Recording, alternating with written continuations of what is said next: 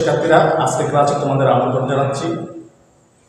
তো তোমরা যারা 2025 সালে আজকে পরীক্ষার্থী রয়েছে, তোমাদের পদার্থবিজ্ঞানে আলোর প্রতিফলন প্রতিসরণ ইয়াদ থেকে একটা প্রশ্ন আসে। তো আজকে গত ক্লাসে আমি দর্পণের অবতল দর্পণে কীভাবে বিম্ব গঠন করে সেটা দেখিয়েছিলাম।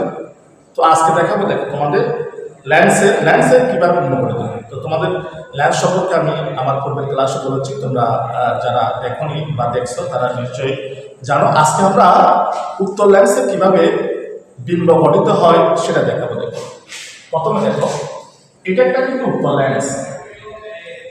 এটা কি ল্যান্স? উত্তল ল্যান্স। উত্তল ল্যান্স কাকে বলে এটা জানতে হবে। উত্তল ল্যান্স হবে যে ল্যান্সের প্রান্তভাগ সরু থাকে, এই অংশটা চিকন, এই অংশটা মোটা। যে ল্যান্সের প্রান্তভাগ সরু, মধ্যভাগ পুরু, তাকে বলা হয় উত্তল ল্যান্স। এখন দেখো উত্তল ল্যান্সের বিম্ব গঠন করা কিভাবে করবে তুমি দেখো। এটা একটা উত্তল ল্যান্স।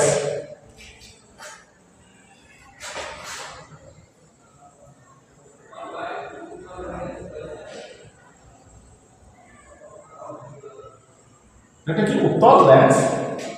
আর এই সিটা হলো কি আলোক কেন্দ্র বা বক্রতার কেন্দ্র। আর এটা দেখো, এই বক্রতার কেন্দ্র থেকে এতটুকু, এটা হলো প্রধান ফোকাস এক। আর এদিকে যদি প্রধান ফোকাস এক এখানে হয়, আর এদিকে কতটুকু হবে? এটা হলো প্রধান ফোকাস। মনে করো এটা প্রধান ফোকাস এক।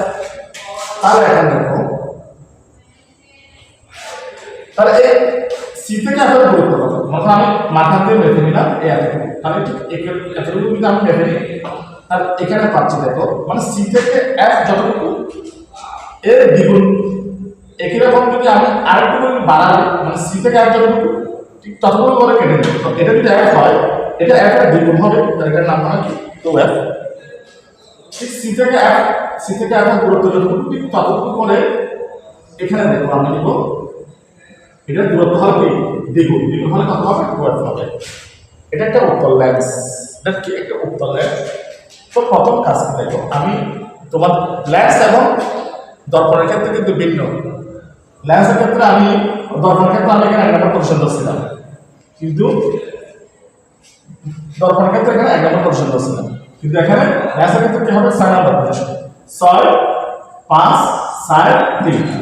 আজকে যেটা দেখাবো, দেখো বস্তু যদি এই জায়গায় থাকে, কোন জায়গায়? তার মানে এটা 3 নম্বর পজিশন আছে। অর্থাৎ ল্যান্সের ক্ষেত্রে বস্তু 3 নম্বর পজিশনে থাকলে বিম্ব গঠিত হবে কত? 3 নম্বর পজিশনে। সেটা দেখা যাবে কিভাবে। প্রথম কাজ, পদার্থের সমান্তরালে আলো রশ্মি আসবে। দেখো আসলো, পদার্থের সমান্তরালে আলো রশ্মি এসে দেখো যাবে কোন দিক দিয়ে? প্রধান ফোকাস দিয়ে চলে যাবে।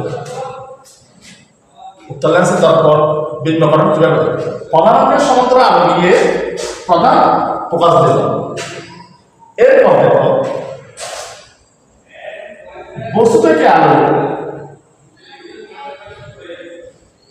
প্রধান ফোকাস দিয়ে, কোন দিক থেকে? বস্তু থেকে আলো যদি আরেকটা দিকে প্রধান ফোকাস দিয়ে যায়, বস্তু থেকে আলো প্রধান ফোকাস দিয়ে গেলে পদার্থের সমান্তরালে যাবে এই পজিশনে যাবে। তাহলে এখন দেখো, এটা হলো আমার 3 নম্বর পজিশন, এটা হলো 6 নম্বর পজিশন হচ্ছে না, এটা 5, এটা 4, এটা 3 নম্বর পজিশন। তাহলে এখানে এটা 6, এটা কত? 5, এটা 4, এটা 3। তাহলে বস্তু যেহেতু 3 এ আছে, তাহলে বিম্ব গঠিত হচ্ছে কোথায়? দেখো 3 এ বিম্ব গঠিত। তাহলে আপনি যেটা মনে করেন টু এ হলো বস্তু, আর এটা হলো কি? টু এ প্রাইম হলো কি? প্রতিবিম্ব। এটা হলো ল্যান্সের প্রতিবিম্ব কিভাবে গঠিত হবে। অর্থাৎ 3 এ থাকলে বিম্ব গঠিত হবে কোথায়? 3 এ বিম্ব গঠিত হবে। কিভাবে গঠিত হয় সেটা আমি দেখিয়েছি। পরবর্তীতে তুমি 2 এ থাকলে, 4 এ থাকলে কিভাবে বিম্ব গঠিত হয় সেগুলো দেখাবো। তো আজকে এতটুকু, এই পর্যন্ত। ধন্যবাদ।